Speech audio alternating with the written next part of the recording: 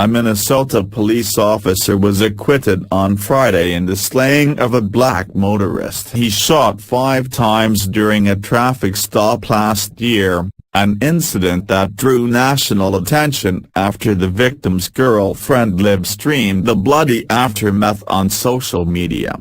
St. Anthony Police Department Officer Jeronimo Yanez, who testified that he feared for his life when he fatally shot Philando Castile last July, was found not guilty of second-degree manslaughter.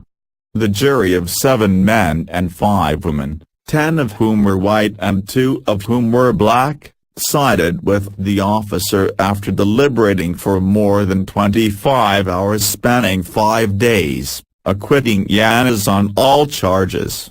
The shooting death of Castile, 32, in the St. Paul suburb of Falcon Heights triggered local protests and fueled debate across the country over the appropriate use of force by law enforcement against minorities. Friday's verdict drew an angry reaction from Castile's mother. "I'm mad as hell right now," Valerie Castile told reporters after the verdict. "My firstborn son died. Just because he was a police officer, that makes it okay." She said the verdict shows the system continues to fail black people. Yanez, the son of a Mexican immigrant, testified during the trial in Ramsey County District Court that he feared for his life after Castile began reaching for a firearm that Castile had disclosed he had in his possession. Hundreds of demonstrators gathered outside the state capitol in St. Paul on Friday evening, and a series of speakers demanded justice for minorities in the American judicial system and stronger accountability measures for police. Many people waved signs and chanted in unison, "Stand up, fight back, and if we don't get no justice, they don't get no peace." After the rally, police said roughly 2,000 people marched peacefully down streets in St. Paul, at times blocking traffic at intersections and then on Interstate 94, a major highway.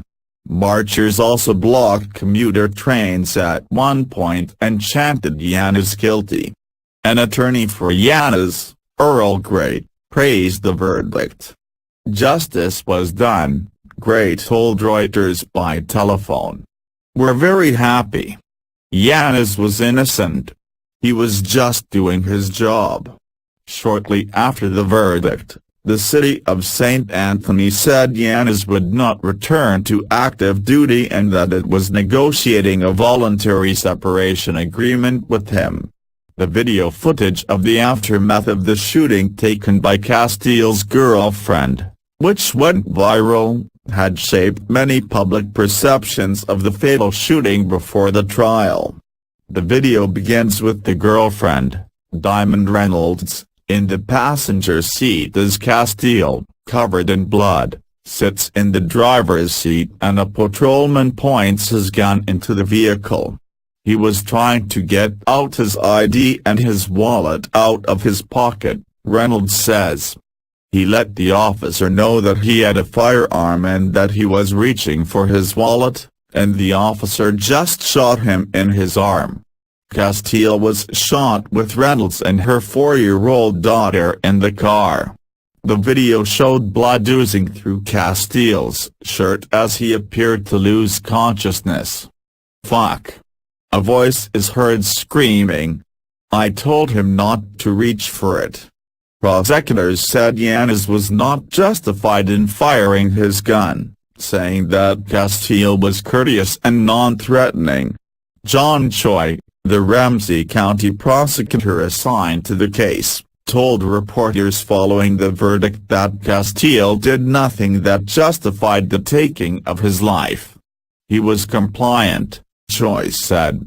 After the shooting, then-President Barack Obama described as tragedies the deaths of Castile and of 37-year-old Alden Sterling in Baton Rouge, Louisiana, the second black man slain during an altercation with police in 2 days.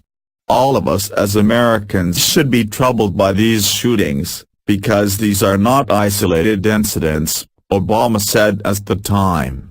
They're symptomatic of a broader set of racial disparities that exist in our criminal justice system.